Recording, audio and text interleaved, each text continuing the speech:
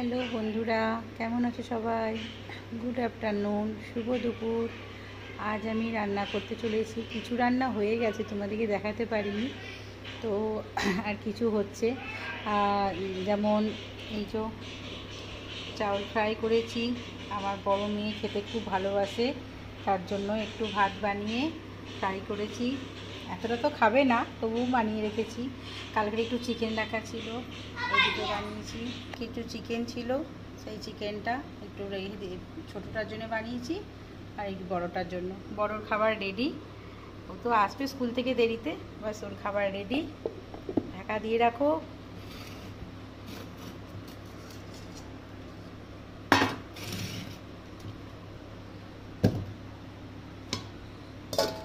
ব্যাস আমার রেডি। ভাত তো আমার অলরেডি হয়ে গেছে। করলা সেদ্ধ হচ্ছে। করলা সেদ্ধটা আমার বড় মশাইয়ের জন্য রোজ করতে হয়।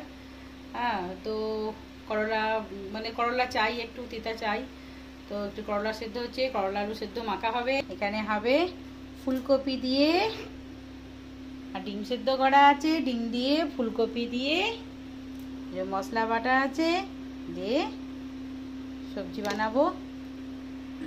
আর কি করব দেখা যাক, বাস এইটুকুই বানাবো। এই যে ফুলকপিটা ভাজবো।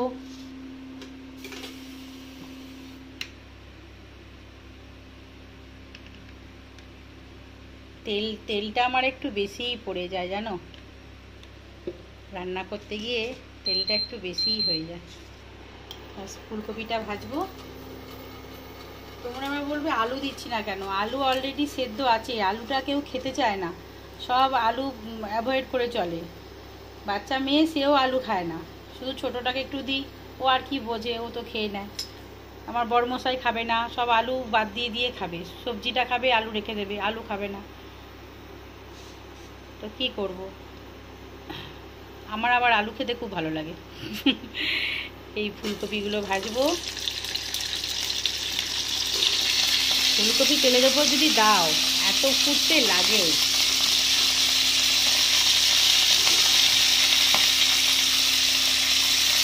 ফুলকপি দিয়ে, ডিম দিয়ে, আর মশলা তো বাটাই আছে, যেমন বাটি পেঁয়াজ, আদা, রসুন, টমেটো, লঙ্কা, হ্যাঁ সব দিয়ে বাস মশলাটা পেস্ট করে রেখেছি।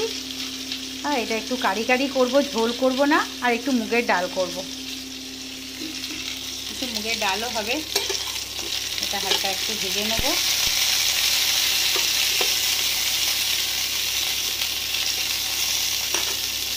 এটা হতে থাকুক, একটু কমিয়ে দিই। বাস এইটা কষে একটু ডিম দিয়ে, এতে দিয়ে ফুলকপি দিয়ে কষে নেবো।